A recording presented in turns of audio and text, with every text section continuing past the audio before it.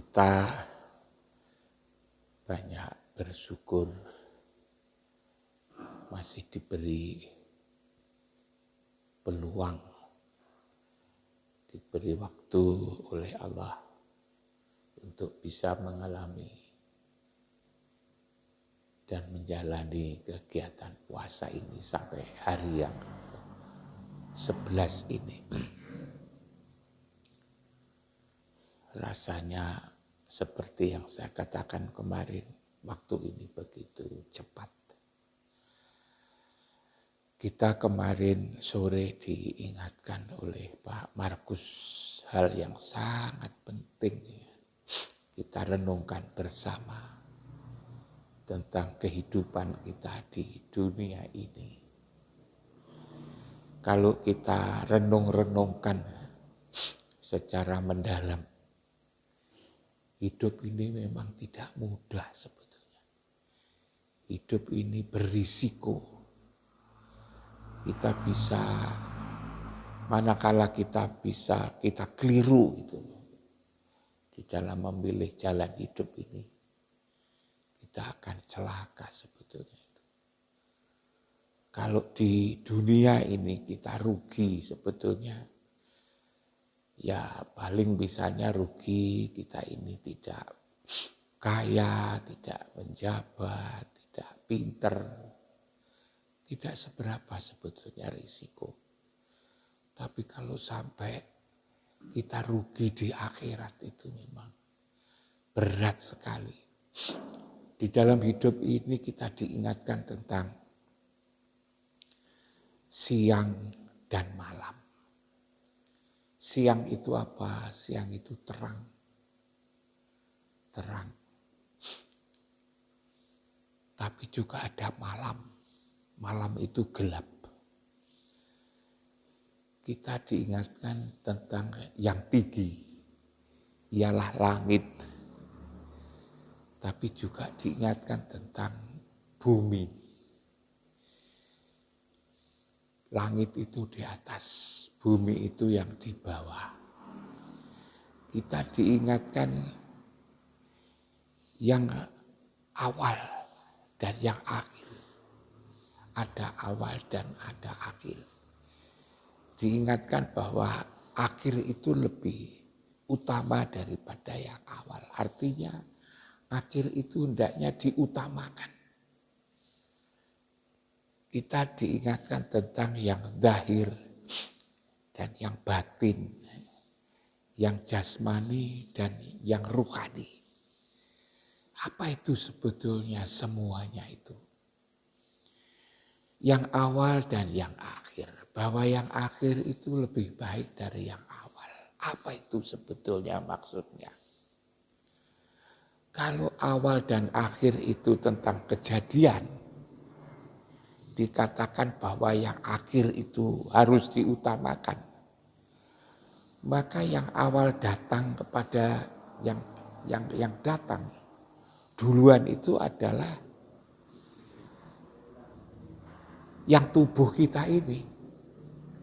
Tubuh kita ini datang duluan, jadi duluan. Jasmani kita ini datang duluan. Diciptakan dari ibu dan bapak itu. Antara sperma dan ovum itu kan dulu. Lalu ada kemudian ialah rohani. Yang ditiupkan ketika kita sudah jadi, tubuh kita sudah jadi umur 4 bulan 10 hari. Roh itu yang akhir itu harus diutamakan. Yang akhir itulah justru yang disebut iman itu. Disebut kitab. Disebut cahaya atau nur. Roh, nur, cahaya itu yang lebih akhir daripada yang tubuh kita ini. Yang langit. Ada langit, ada bumi. Langit itu tinggi. Yang tinggi itu apa? Allah, Rasul, dan Ruh itu tinggi. Yang punya sifat-sifat yang ruhani kita itu sidik, amanah, tablek, dan fatonah. Yang tinggi itu. Tapi kita tenggelam kepada yang bumi. Bumi itu bawah. Bumi itu kan bawah. Yang bawah itu apa? Yang bawah itu adalah hawa, nafsu, dunia, setan, itu yang bawah. Itu yang bawah. Siang, malam dan siang. Malam itu juga yang gelap. Yang gelap itu apa? Yang gelap itu yang hawa, nafsu, dunia, setan. Yang terang, cahaya. Yang sidik, amanah, tablek, dan patona. Pergumulan antara dua ini loh di dalam diri kita, kehidupan kita ini. Pergumulan antara malam dan siang. Pergumulan antara dan bumi. Pergumulan antara yang awal dan yang akhir. Pergumulan dengan antara yang batin dan yang zahir. Yang zahir. Ini yang berat. Karena apa? Karena kita kecenderungan kita ini ngurus yang gampang. Yang sifatnya duniawi itu sebetulnya gampang. Tidak usah dada dunia ini sebetulnya bisa, yang berkali-kali saya sampaikan kepada ibu dan bapak-bapak sekalian. Kalau hanya urusan dunia, itu tidak usah ada agama, itu sudah maju sebetulnya. Asalkan kita itu mampu atau mau memaksimalkan potensi kita ini. Yang sifatnya duniawi. Coba kalau misalnya sukses di dunia ini. Kita lihat misalnya tidak usah di kanan kiri yang kita agak susah melihat. Kalau kita lihat televisi, kita lihat gambar-gambar di dunia ini. Atau mungkin juga berita-berita yang sukses tentang dunia. Itu orang-orang Jepang, sukses orang Jepang itu. Orang-orang Korea, orang-orang China itu sukses. Banyak orang ke sana. Orang-orang Barat, Amerika, orang-orang Eropa, orang-orang Australia, orang-orang Selandia Baru itu di sana itu banyak. Ternaknya itu banyak sekali di sana itu. Sukses, padahal di situ agama tidak. Yang mereka mengaku beragama, tetapi ketaatan mereka terhadap agamanya juga tidak seperti di orang-orang Cina, orang-orang Korea, orang-orang Rusia. Tanpa agama maju kalau itu urusan-urusan dunia ini. Asalkan mau dan mampu untuk mengelolanya sebaik-baiknya. Seperti misalnya alat-alat komunikasi, kita ini ada HP, kita ini bisa kirim foto, coba foto kok bisa dikirim. Kalau 20-30 tahun yang lalu kita dianggap aneh, kirim foto dari satu belahan dunia ke belahan dunia lain. Foto berwarna yang kita kirim juga berwarna. Lalu dulu kan tidak membawa atau dikirim lewat pos. Sekarang begitu dikirim di sana diterima, coba aja. Itu tanpa agama sebetulnya itu. Itu adalah karya manusia. Kalau di Rusia coba transportasi, kalau di sini kan di depan ini aja kan macet. Di Rusia itu agar tidak macet dibuat jalan di bawah tanah. 100 meter coba. 100 meter dari permukaan tanah itu. Di bawah sana itu kalau di sini. Jadi 100 meter dari permukaan. Dan itu tidak hanya satu jalur, itu bisa bertingkat-tingkat sampai tingkat 7 coba. Tidak ada agama. Di sana agama masih belum begitu dikenal, bahkan dulu dibenci agama itu. Tapi bisa membuat jalan di bawah tanah yang 100 meter itu. Jadi kalau urusan-urusan dunia itu manusia saja itu bisa sebetulnya. Kita ini aja bisa kalau mau, hanya kita ini kan belum bisa dan juga tidak mau untuk bisa sampai gawe jalan di bawah tanah itu. Membuat ini alat-alat komunikasi ini, HP macam-macam kita tidak usah membuat, tinggal beli. Tidak perlu kita ini membuat pesawat terbang ya. Mau buat juga tidak bisa. Tinggal kita ini cari uang untuk beli tiket naik pesawat terbang. Dikatakan di dalam hadis Nabi itu antum a'lamu bi umuri dunyakum. Antum a'lamu bi umuri dunyakum. Kamu lebih tahu sebetulnya tentang duniamu ini. Kita sudah dikasih otak. Kita dikasih tulang, kita dikasih urat seperti yang kemarin saya ceritakan. Kita dikasih pendengaran, kita dikasih penglihatan. Ini semua adalah potensi untuk bagaimana menyelesaikan persoalan dunia ini. Nah, yang ngurusi soal-soal yang mulia ya, adalah langit, adalah yang kemudian, adalah yang di atas. Yang mulia-mulia ini yang sulit sekali gitu. Yang kalau itu salah, risikonya luar biasa. Kemarin dijelaskan oleh Pak Markus itu ya, bahwa kita ini dihiasi oleh kehidupan yang menyenangi dunia. Tidak usah disuruh itu sudah senang. Kalau itu salah, beliau kemarin itu mengungkapkan surat Humazah itu ya, yang ada mengumpat ya, lalu kemudian at-takasur ya, banyak-banyak harta ya, lalu kemudian juga diceritakan, diajak untuk bicara tentang siapa yang merugi. Kita tenggelam pada perhiasan dunia. Coba satu saja, Ibu dan Bapak sekalian, kalau kita membaca ayat pendek yang disampaikan oleh Pak Markus kemarin. Wailul likulli humazatil lumazah. Celakalah itu kan. Orang-orang yang mengumpat dan mencela.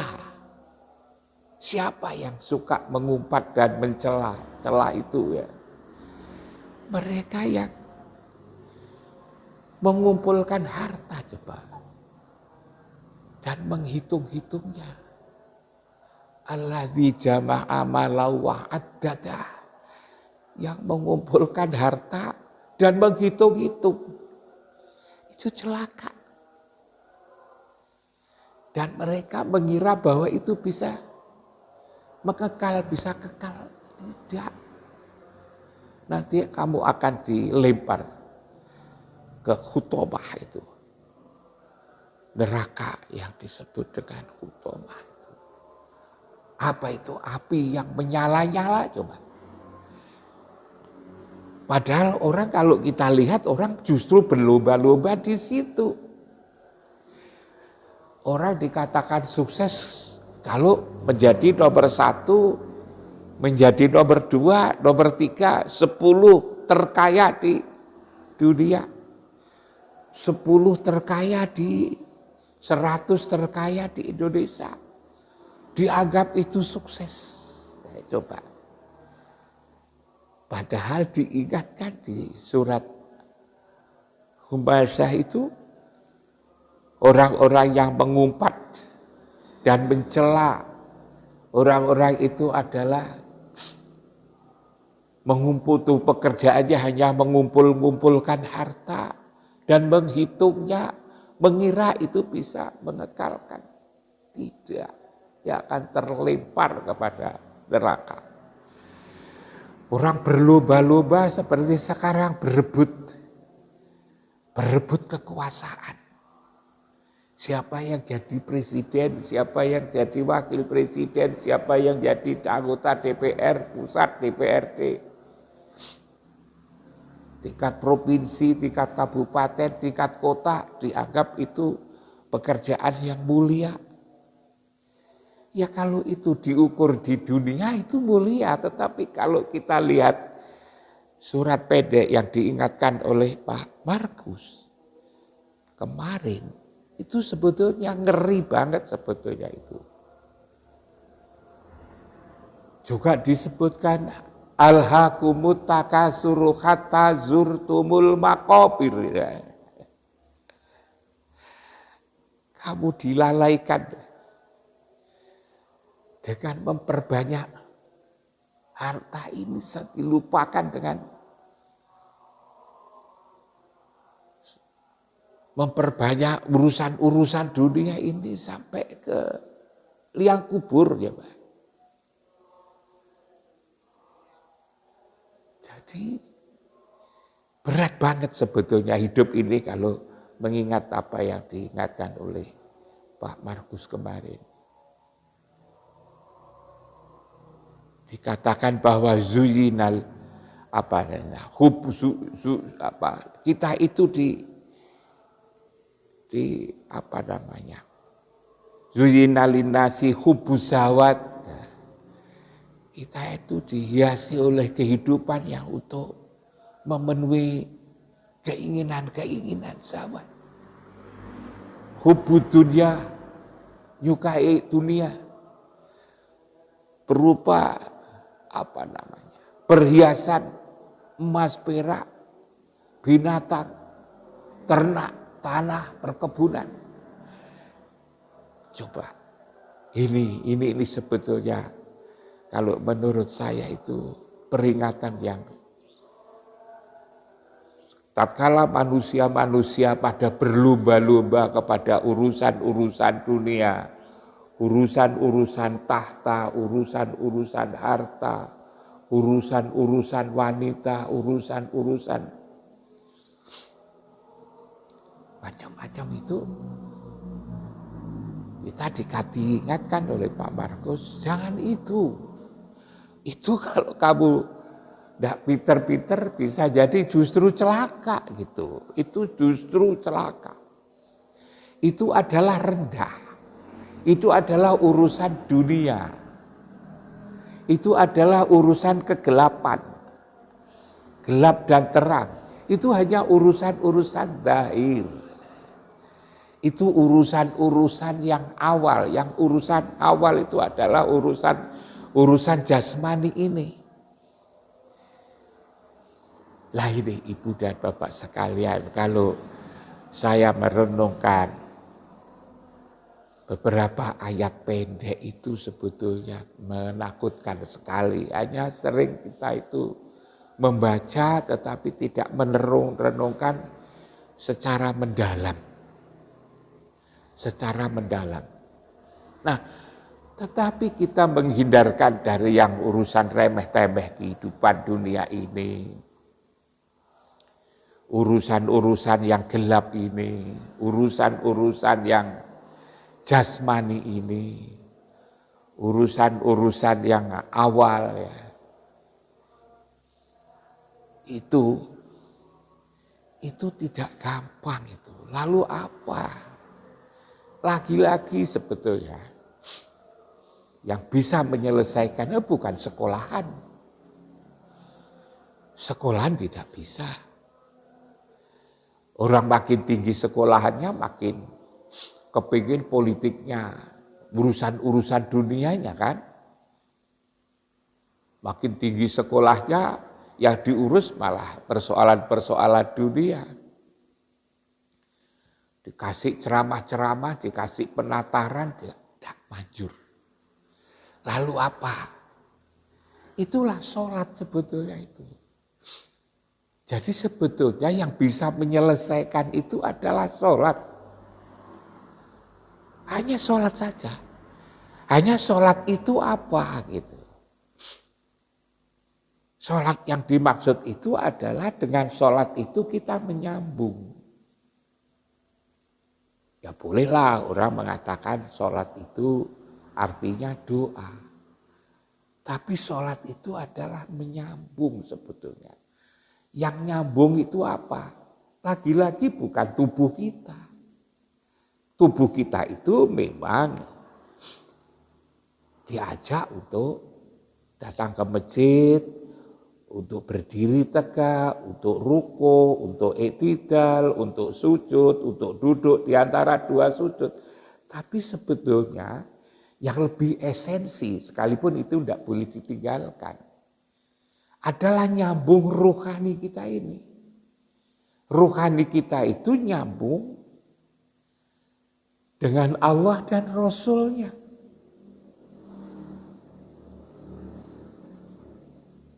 Jadi dikatakan atiullah wa atiur rasul, aqimus shalah wa atuz zakah wa atiur rasul.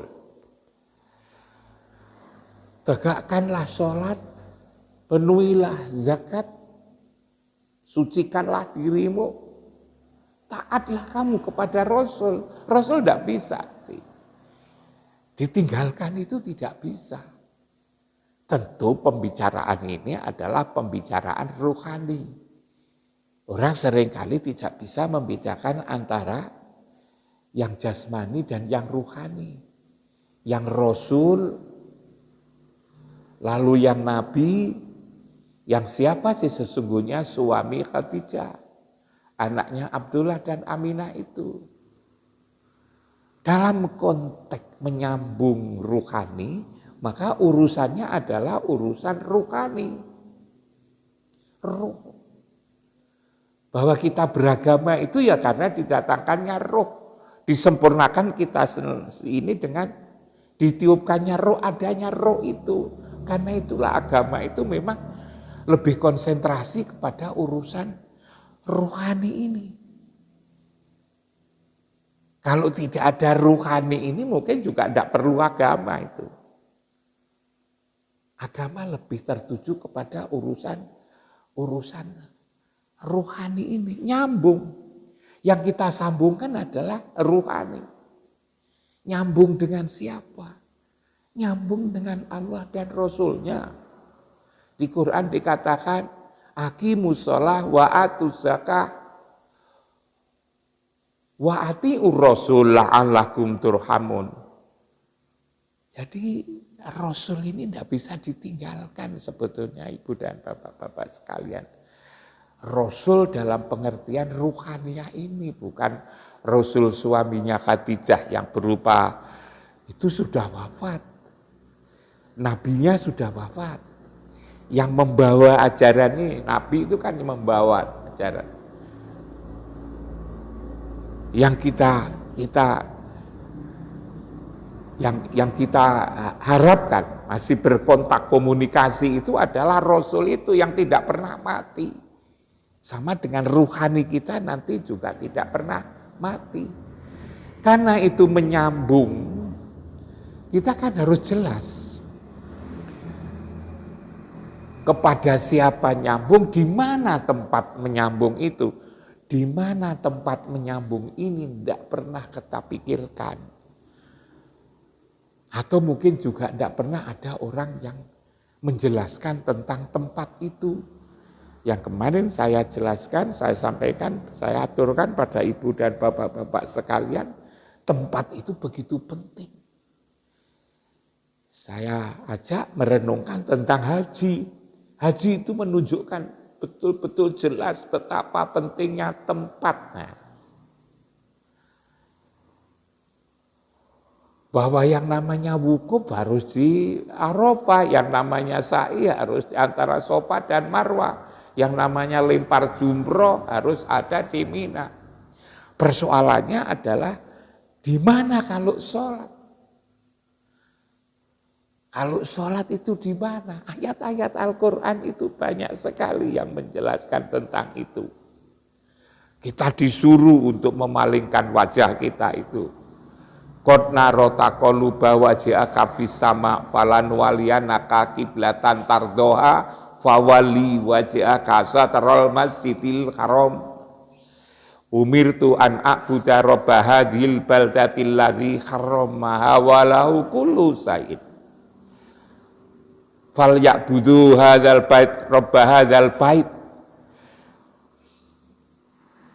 Wa taqidu mim maqami Ibrahim musalla. Ambillah sebagian makom Ibrahim sebagai tempat sholat.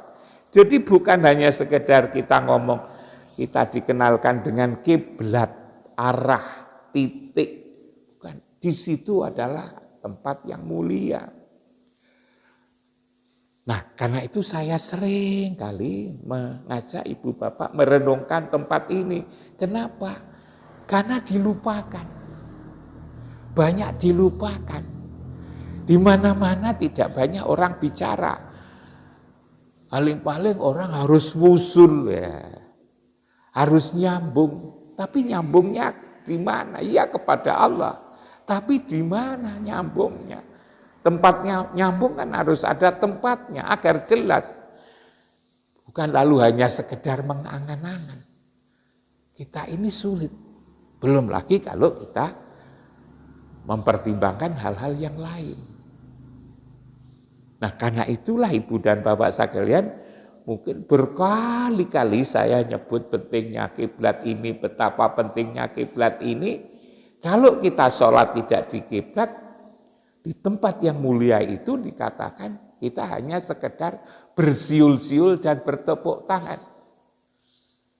Wa makana sholatuhum indal baiti illa mukaan wa tasdian. Fadukul adaba bima kuntum takfurun. Ingat azab Allah begitu keras karena kamu menserikatkannya. Bagaimana ini bisa diterangkan kok kita disebut menserikatkan? Tidak usah kita rangkan, dirasakan. Bagaimana merasakannya? Coba kalau kita Allahu Akbar. Apa lalu yang kita rasakan? Begitu Allahu Akbar kita sudah mikir kemana-mana. Katanya kita menghadap Allah, lalu Allah kita tinggalkan. Kita tinggalkan kemana? Kita tinggalkan ke pekerjaan kita masing-masing. Ada ya sudah begitu Allah ngomong kantor, Allah Akbar ngomong sekolahan, ngomong bisnis, ngomong pekerjaan yang tani-tani, yang pedagang-pedagang, padahal sedang menghadap Allah. Allah ditinggalkan, bukan Allah meninggalkan kita, kita yang meninggalkan Allah. Begitu kita sholat itu kan menghadap Allah, Allah tetap, tapi kita yang meninggalkan. Itu diancam, fadukul adaba bima kuntum takfurun. Nah, inilah ibu dan bapak sekalian, kuncinya itu hanya sholat sebetulnya. Karena itu sholat memang harus kita pahami betul, itu pentingnya sholat ini. Dan kalau sholatnya baik, yang semuanya itu sudah menjadi bagus. Kalau sholatnya tidak bagus, semua akan menjadi berantakan. Saya sejak kemarin ketika diingatkan oleh Pak Markus tentang bagaimana kehidupan ini dengan menunjuk pada surat Humasa, surat At-Takasur, lalu surat-surat yang lain. Zuyina linnasi hubbus syahawati minan nisa wal banin dan seterusnya itu. Wah, ini sebetulnya di bulan puasa ini kita renungkan dalam-dalam. Bahwa antara kita diingatkan siang, malam dan siang, gelap dengan yang bercahaya. Yang awal dengan yang akhir, yang awal itu apa? Yang awal datang itu tubuh kita. Yang akhir apa? Yang akhir roh kita ini. Yang dahir dan yang batin. Yang dahir itu justru dulu. Allah tidak melihat yang dahirmu itu. Innallaha la yanzuru ila suwarikum wala ajsamikum. Walakin yang duru ila qulubikum. Yang di dalam ini yang dilihat itu. Yang hendaknya, yang datang dari Allah dan nanti hendaknya akan kembali kepada Allah. Kalau tubuhnya gampang nanti akan dari tanah kembali ke tanah. Itulah ibu dan bapak sekalian renungan saya mengajak merenungkan tentang kehidupan ini untuk melanjutkan apa yang disampaikan oleh Pak Markus kemarin sore. Mudah-mudahan apa yang saya sampaikan ini bisa menjadi bahan renungan, menjadi bahan pertimbangan bagaimana agar hidup ini tidak rugi, tidak lafi khusrin, tetapi hidup kita ini selalu mendapatkan kebenaran, mendapatkan kebahagiaan, mendapatkan kasih sayang dari Allah dan Rasul-Nya. Kita tutup dengan doa. A'udzubillahi minasyaitonirrajim. Bismillahirrahmanirrahim. Alhamdulillahirabbil alamin. Hamdan yuafi ni'ama wa yukafi'u majidah. Ya Rabbana lakal hamdu kama yang bagi li jalali wajhil karim wa li Allahumma taqabbal minna sholatana wa siyamana wa qiyamana wa qira'ana wa ruku'ana wa sujudana wa du'ana wa kulla ibadatina kama taqabbal ta'ala biyarika wa awliyaika wa sholihin. Rabbana amanna bima anzalta wa taba'na rasul faktubna ma'asyahidin. Allahumma inna zalamna anfusana dzulman katsiran wa la yaghfiru dzunuba illa anta faghfir lana maghfiratan min indika warhamna innaka Rabbana hab lana min azwajina wa dzurriyyatina qurrata a'yun waj'alna lil muttaqina imama. Allahumma hdina wa qaumina wa ahlina wa dzurriyyatina ila siratal mustaqim. Rabbana atina fid dunya hasanah wa fil akhirati hasanatan wa qina adzabannar. Subhana rabbika rabbil izzati amma yasifun wa salamun alal mursalin walhamdulillahi rabbil alamin. Al-Fatihah.